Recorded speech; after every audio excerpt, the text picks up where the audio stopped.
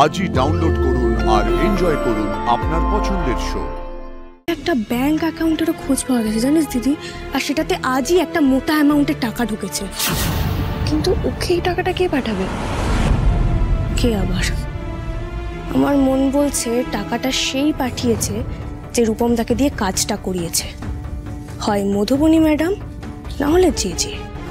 কালকে তো তোমাকে বাবলু বলেই দিয়েছে তোমাদের মধ্যে কোনো সম্পর্ক নেই, তারপরেও এখানে দাঁড়িয়ে রয়েছো কেন তুমি?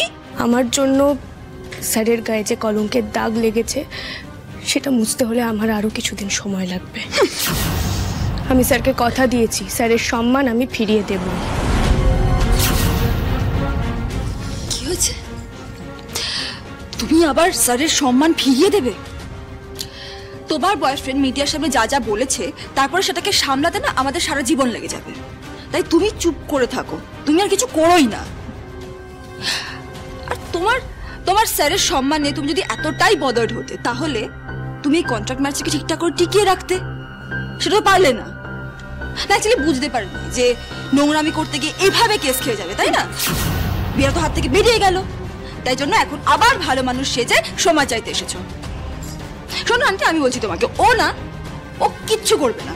ও শুধুমাত্র বদমাইশি করে জাস্ট টাইম বাই করতে এসেছে, টাইম বাই করে এই বাড়িতে আবার থেকে যাবে।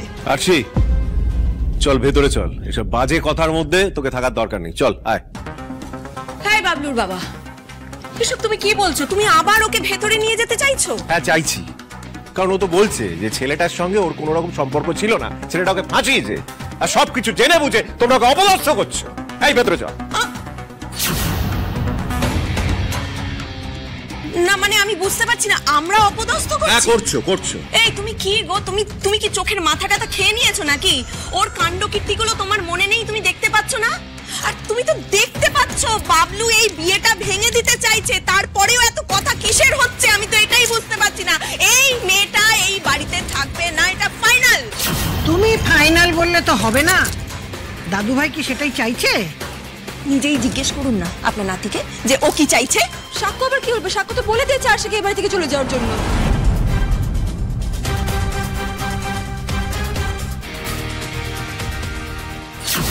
সাক্ষ্যদা এখনো চুপ? সাক্ষ্যদাও কি আরশিকে বাড়ি থেকে বেরিয়ে যাওয়ার জন্য বলবে? না মধু, আরশি কোথাও যাবে না।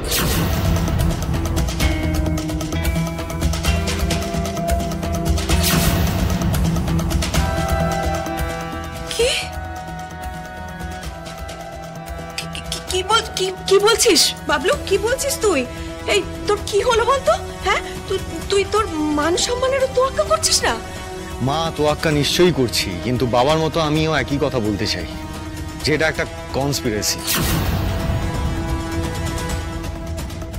আরশি আমার কাছে সেটা প্রমাণ করার জন্য সময় চেয়েছে, আর আমি সেই সময়টা ওকে দিয়েছি।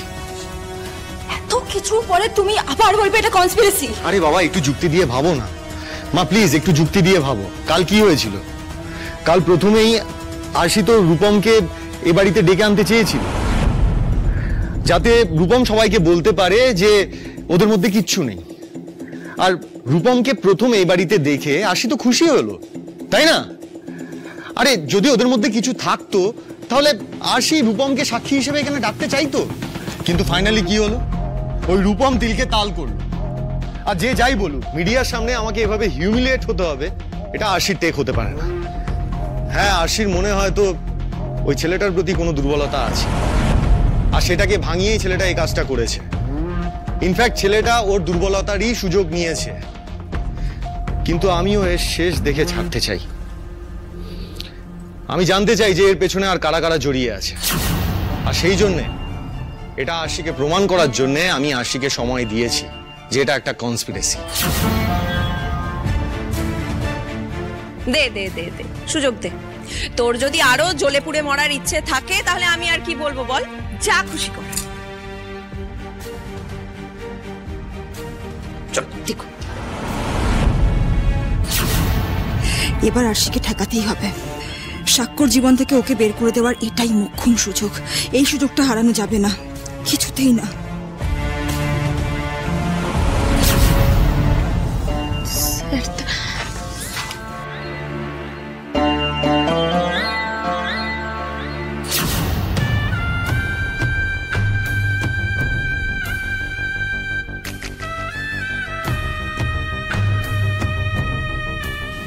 ঈশ্বরকে ডাক আরশি, বজরংবলীকে ডাক। পারলে তিনিই পারেন এই অন্ধকার থেকে তোকে বের করে আনতে। একটু হলেও আশার আলো দেখতে পাচ্ছি দিদিভাই। দাদুভাই তোর উপর রাগ করলেও তোর পাশে আছে, কিন্তু আমি জানি তুই ঠিক প্রমাণ জোগাড় করবি, ঠিক পারবি। নে, অনেক রাত হলো, এখন চল তো রাতের খাবারের ব্যবস্থা করি। আয় চল বড় কথা, চল।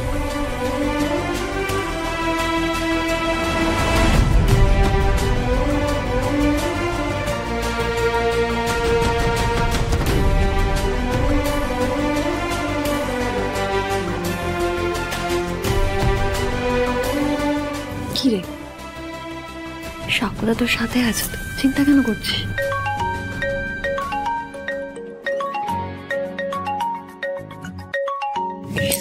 Sir, hello sir. হ্যাঁ শোনো আরশি, হ্যাঁ কোনো খবর পেলেন? নর্থের একটা ব্যাংকের ব্রাঞ্চ থেকে আমাকে কল করেছিল। ওরা রূপম মিত্র নামের একটা লোকের অ্যাকাউন্ট ট্রেস করেছে। মানে তুমি যেরকম ডিটেলস দিয়েছিলে সেই অনুযায়ী লোকটার বয়স, ছবি সবকিছু ম্যাচ করে গেছে। ও, আর শোনো, ওই অ্যাকাউন্টে আজই একটা মোটা অ্যামাউন্ট ঢুকেছে। হ্যাঁ আজই? আচ্ছা, বলছি স্যার কোনো অ্যাড্রেস বলেছে ব্যাংক থেকে? হ্যাঁ, ওরা ওই টাকির দিকের একটা অ্যাড্রেস আমাকে দিয়েছে। আমি আমার লোকদের পাঠাচ্ছি ওখানে খোঁজ করতে, যদি পাওয়া যায় দেখি। না না, টাকি মানে তো পুরনো অ্যাড্রেস, ওখানে ওকে পাওয়া যাবে না স্যার। ও আচ্ছা, ঠিক আছে, একটা ট্রেস যখন পাওয়া গেছে তখন বাকিটা আমরা ঠিক পেয়ে যাব। আমরা আমাদের মতন খোঁজ চালাচ্ছি, কোনো আপডেট পেলে আমরা তোমাকে জানাচ্ছি। ওকে, ছাড়লাম। কিরে, কিছু খবর পেলি? একটা টাকির অ্যাড্রেস পাওয়া গেছে, কিন্তু সেটা দিয়ে কোনো লাভ হবে না। তবে একটা ব্যাংক অ্যাকাউন্টেরও খোঁজ পাওয়া গেছে জানিস দিদি, আর সেটাতে আজই একটা মোটা অ্যামাউন্টের টাকা ঢুকেছে। কিন্তু ওকে এই টাকাটা কে পাঠাবে? কে আবার? আমার মন বলছে টাকাটা সেই পাঠিয়েছে যে রূপম তাকে দিয়ে কাজটা করিয়েছে। হয় মধুবনী ম্যাডাম, না হলে জেজে। আরশি যেন কোনোভাবে ওই ছেলেটাকে ধরতে না পারে। বাট হ্যাঁ, আরশি যদি কোনো রকম ভাবে ওই ছেলেটাকে ধরে ফেলে তাহলে কিন্তু তুমিও কেস খেয়ে যাবে মধুবনী, এটা আমি তোমাকে বলে রাখলাম। রাইট, আর যদি এটা হয় তাহলে that will be a big blunder. আর কিন্তু সাক্ষ্য তোমাকে বিশ্বাস করতে পারবে না, ক্ষমাও করবে না। তারপর ভেবে দেখেছো তোমার কি হবে? আই আন্ডারস্ট্যান্ড আন্টি, কিন্তু এবার আমি পুরোপুরি আটঘাট বেঁধে পুরো প্ল্যান রেডি করে তারপরই নেমেছি।